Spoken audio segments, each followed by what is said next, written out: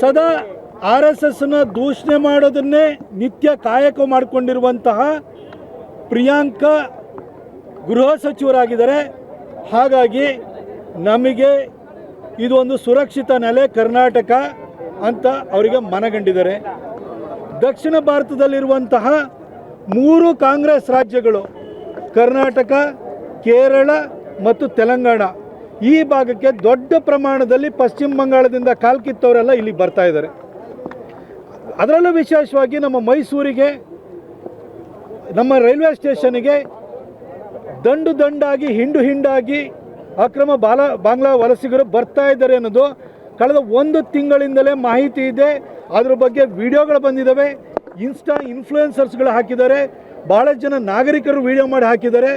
ನಾಗರಿಕರ ಅಡ್ಡಗಟ್ಟಿ ಕೇಳಿದ್ದಾರೆ. ಈ ಎಲ್ಲ ಘಟನೆ ನಡೀತಾ ಇದ್ರೂ ಕೂಡ ಗೃಹ ಸಚಿವರು ಮಾತ್ರ ಬರೀ RSSನ ಪ್ರತಿನಿತ್ಯ ಕೂಡ ರಿಜಿಸ್ಟ್ರೇಷನ್ ಮಾಡ್ಕೊಂಡಿದ್ರಾ ಇಲ್ವಾ ಅಂತ ಕೇಳೋದನ್ನೇ ಮಾಡ್ತಾ ಇದ್ದಾರೆ. RSS ಅನ್ನೋದು ಯಾವುದೋ ಸಿದ್ಧಾರ್ಥ ಬುದ್ಧ ಟ್ರಸ್ಟ್ ಮಾಡಿಕೊಂಡು KDB ಜಾಗ ಹೊಡೆಯುವಂಥ ಉದ್ದೇಶಕ್ಕೋಸ್ಕರ ಸ್ಥಾಪನೆ ಆಗಿರುವಂಥ ಸಂಸ್ಥೆ ಅಲ್ಲ.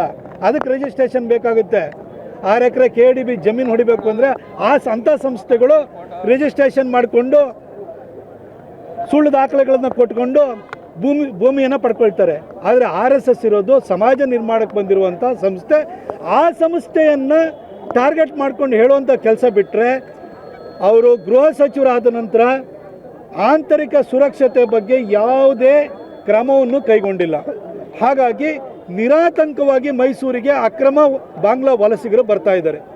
ಇದನ್ನು ನಮ್ಮ ಹಿಂದೂ ಪರ ಸಂಘಟನೆಗಳಾಗಿರುವಂತಹ ಬಜರಂಗ ದಳ, ವಿಶ್ವ ಹಿಂದೂ ಪರಿಷತ್ತು, ಜಾಗರಣ ವೇದಿಕೆಯ ನಮ್ಮ ಕಾರ್ಯಕರ್ತರು, ನಮ್ಮ ನಾಯಕರುಗಳು ರೈಲ್ವೆ ಸ್ಟೇಷನಿಗೆ ಹೋಗಿ ಅವ್ರನ್ನ ಹಿಡಿದು ಅವ್ರ ಹತ್ರ ಒಂದೇ ಥರನಾದಂಥ ಅಡ್ರೆಸ್ ಇರುವಂತಹ, ಒಂದೇ ಡೇಟ್ಗಳು ಮತ್ತು ಇಯರ್ಗಳನ್ನು ಹೊಂದಿರುವಂತಹ ಅಡ್ರೆಸ್ಗಳಿರುವಂತಹ ನಕಲಿ ಆಧಾರ್ ಕಾರ್ಡ್ಗಳನ್ನು ಆಧಾರ ಸಮೇತವಾಗಿ ಹಿಡಿದು ಪೊಲೀಸರಿಗೆ ಒಪ್ಸೋಕೆ ಹೋದರೆ ನೀವ್ಯಾರೀ ಚೆಕ್ ಮಾಡೋದಕ್ಕೆ?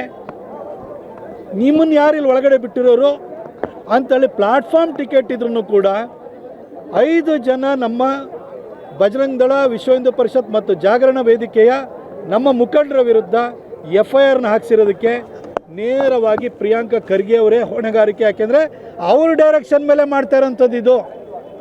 ಇಲ್ಲಿ ಬಂದಿರೋರನ್ನ ತಡೆಯುವ ಕೆಲಸವನ್ನು ಮಾಡಿದ್ರೆ ಅವ್ರಿಗೆ ಮೆಚ್ಚುಗೆನ ಸೂಚಿಸೋದು ಬಿಡಿ, ಅವ್ರನ್ನ ಹತ್ತಿಕ್ಕುವಂಥ ಪ್ರಯತ್ನವನ್ನು ಪ್ರಿಯಾಂಕಾ ಖರ್ಗೆ ಮಾಡ್ತಾ ಇದ್ದಾರೆ. ಅದನ್ನು ಖಂಡಿಸಿ ಇವತ್ತು ನಾವು ಪ್ರತಿಭಟನೆಯನ್ನು ಮಾಡಿದ್ದೀವಿ. ನಮ್ಮ ಎಲ್ಲ ಮುಖಂಡರುಗಳು ಕೂಡ ಮಾತನಾಡಿದ್ದಾರೆ. ನಾನು ಮೈಸೂರಿಗರನ್ನು ಕೂಡ ಇಲ್ಲಿನ ಒಬ್ಬ ನಾಗರಿಕನಾಗಿ ಕೇಳ್ಕೊಳ್ತೀನಿ,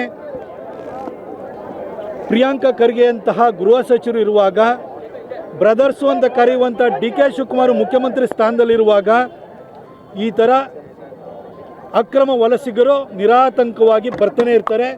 ದಯವಿಟ್ಟು 200 ರೂಪಾಯಿಗೋ 300 ರೂಪಾಯಿಗೋ ಕೆಲಸದವ್ರು ಸಿಗ್ತಾರೆ ಅಂತೇಳಿ ಹೇಳಿ ಸೇರಿಸ್ಕೊಳಕ್ಕೆ ಹೋಗಬೇಡಿ. ಇದು ಭವಿಷ್ಯಕ್ಕೆ ನಾವು ಗಂಡಾಂತರವನ್ನು ತಂದಿಟ್ಕೊಂಡಂಗೆ ಆಗುತ್ತೆ. ನಮ್ಮ ಕೊಡಗು, ಮಲೆನಾಡು ಭಾಗದವರಿಗೂ ಕೂಡ ನಾನು ಮನವಿ ಮಾಡ್ಕೊಳ್ತೀನಿ, ಈ ರೀತಿ ಬಂದವ್ರ ಬಗ್ಗೆ ನೀವು ಎಚ್ಚರಿಕೆಯನ್ನು ಇಟ್ಕೊಳ್ಳಿ. ಯಾಕಂದರೆ ಆಂತರಿಕ ಸುರಕ್ಷತೆಯನ್ನು ಕಾಪಾಡಬೇಕಾದಂಥ ವ್ಯಕ್ತಿಗಳೇ ಅಕ್ರಮ ವಲಸಿಗರನ್ನು ಬರಮಾಡ್ಕೊಳ್ತಾ ಇರೋದ್ರಿಂದ ನೀವಾದರೂ ಎಚ್ಚೆತ್ಕೊಳ್ಳಿ ಅಂತೇಳಿ ಹೇಳಿ ಕೇಳ್ಕೊಳ್ತೀನಿ.